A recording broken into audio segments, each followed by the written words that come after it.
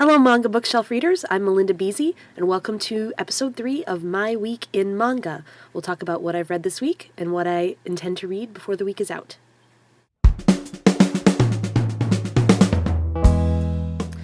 First on the docket this week is Kaoru Mori's Anything and Something. It's a selection of short stories and little vignettes and images from the author of Emma and A Bride Story, which I'm a big fan of.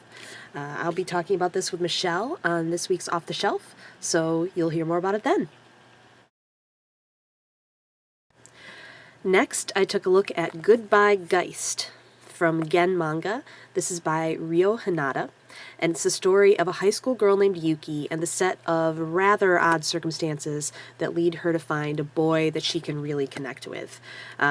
I recently named this as a pick of the week, and it was a little bit of a risky pick, given that the back cover tells us to expect things like sexual violation, cat slaughtering, not things I especially enjoy reading about.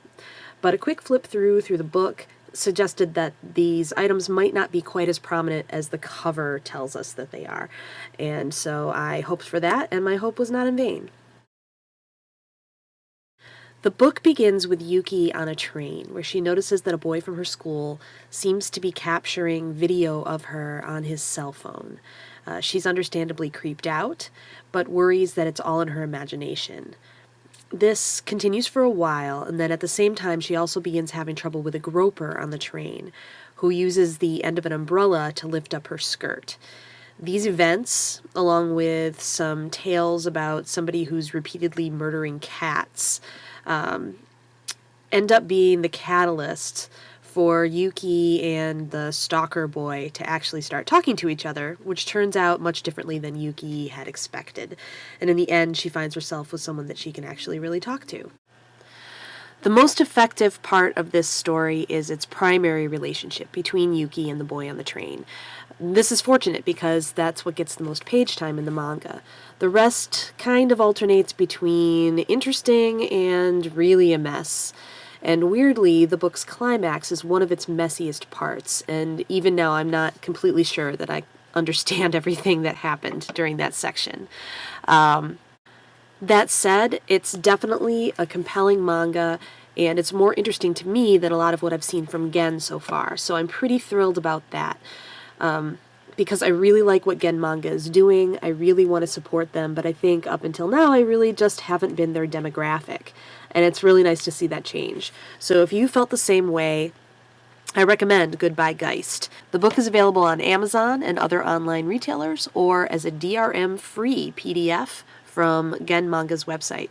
Definitely worth a look.